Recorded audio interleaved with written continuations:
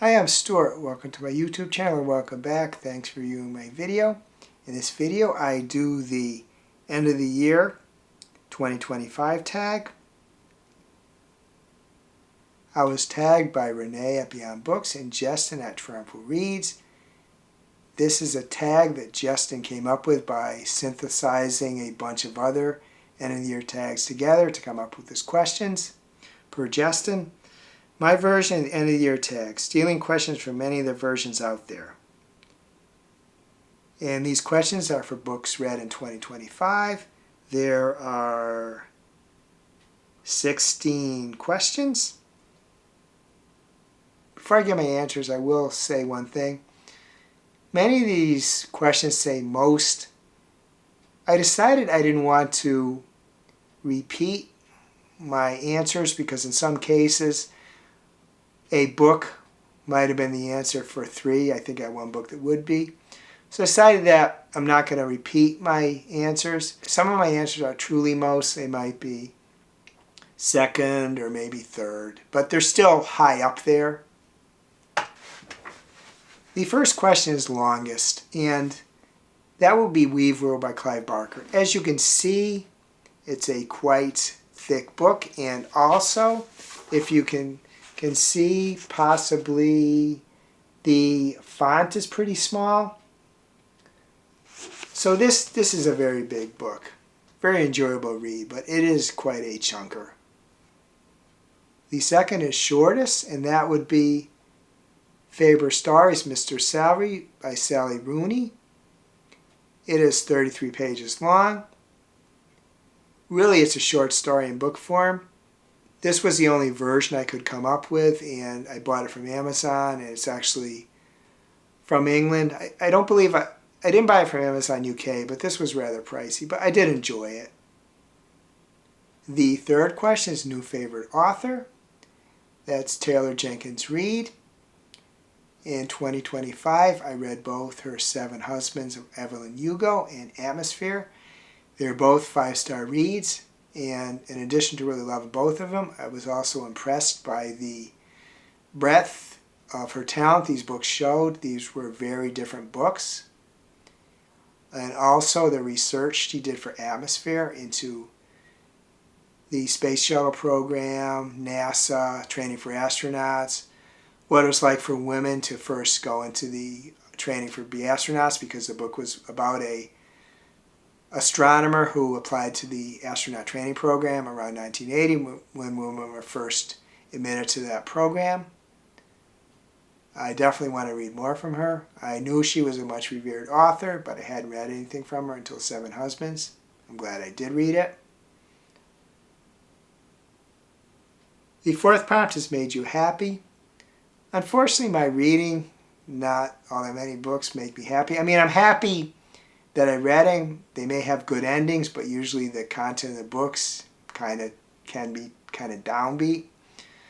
But one book I would say that did make me happy and was pretty through it happy is First Time Caller by B.K. Borison. A really good romance. I very much enjoyed it. The fifth prompt is most depressing. That is Not Quite Dead Yet by Holly Jackson. The premise of the book is the heroine, a 27-year-old woman who is kind of floundering in her life, gets brutally attacked. She learned she only has 7 days to live, and she decides to try to solve her own murder. Murder because the attack is going to turn into her death.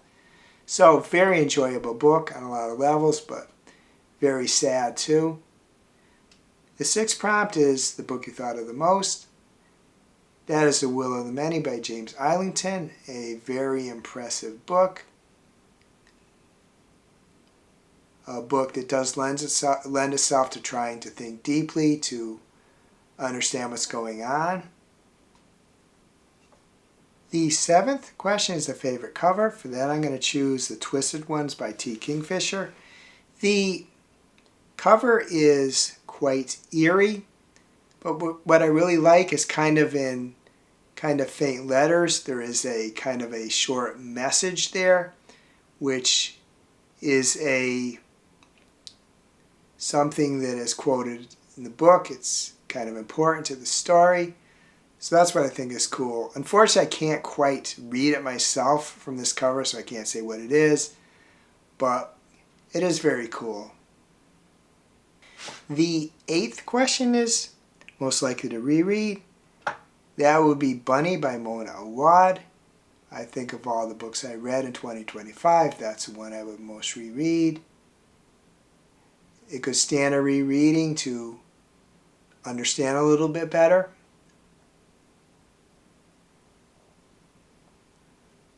The 9th question is an Underdog. That is Gorgeous Gruesome Faces by Linda Chang. It's not like I didn't hear anybody talking about it, but I didn't hear a lot of people talking about it. And it took several years for her sequel to come out, Beautiful Brutal Bodies. And Beautiful Brutal Bodies wasn't available, at least looking online, at very many of the local Barnes & Nobles. So that's why I think of the Gorgeous Gruesome Faces as kind of an underdog. It was a really good book, and I'm not sure if it got that much hype. The most surprising is Piranesi by Susanna Clark, a very creative book. A book that,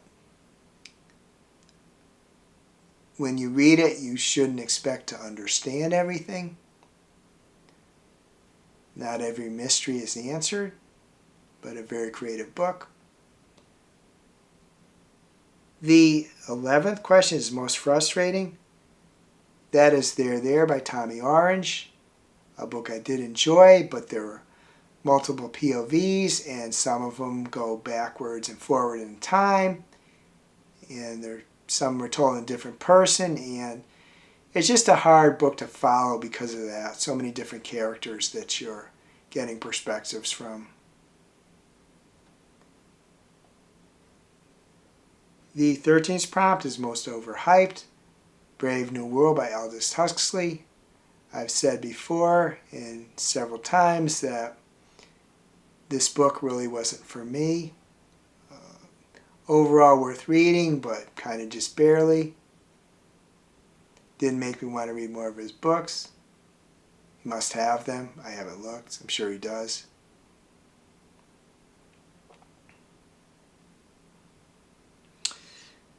Most underhyped. For that, I'm going to choose The Center by Aisha Manazir Siddiqui. I looked in Storygraph. There was maybe 5,000-6,000 reviews, which is not a lot. This book is kind of a weird book, so I very much enjoyed it. Me saying weird is a compliment. I like books that lean into the weird. The 15th question is book you wish you read in 2025. That is Beautiful Brutal Bodies by Linda Chang. Came out in November. I am currently reading it now, but I didn't read it in 2025. I forgot to do question number 12, which is most disappointing. That is The Pairing by Casey McQuiston. I've talked about this book several times. Why it's disappointing to me, it's not at all a badly written book. It's just that it has a huge focus on gourmet food and fine wine. And as a person with pedestrian tastes who seldom drinks, actually haven't drunk any alcohol in a long time, it's not knowledgeable about them. So just a book that didn't match up with me. Wouldn't be disappointing to a lot of people. Well, the other reason it was disappointing is that I really loved Her I Kiss Shara Wheeler. Again, not really fair because that was a YA book, this is an adult book, but so I didn't have a right to expect to like it as much as Shara Wheeler, but disappointing because mainly because it's doesn't jibe with me all that well. As people say, it's a me thing. And it really is in this case. The 16th prompt is tag some people. First, I'm going to tag anyone who's watching this video. But I'm also going to tag a list of people. I did trim down my tag list a little bit. There's some people on there who haven't posted a video in a long time. or don't post often, and I don't think they're really watching my videos anymore, so it's kind of a pain, as anybody who knows who does YouTube screen names. It's kind of a pain to do them every video. You have to do them individually, so I cut down my list a little bit. But if you happen to want me to add you to my tag list, please do so. Or if you'd like me to remove you from my tag list, also please do so. Just anybody watching video or anybody or anyone in my tag list. If you'd like to answer one or more of these questions in my comments or do a video of your own, please do so. If you can't think of anything else you'd like to comment, please add an emoji, perhaps a book stack emoji or a book emoji or an emoji of your choice. I hope you're having a wonderful reading week. I hope you're having a wonderful week in general. If you enjoyed this video, please give a like, please subscribe, please hit the bell to notify me of future videos.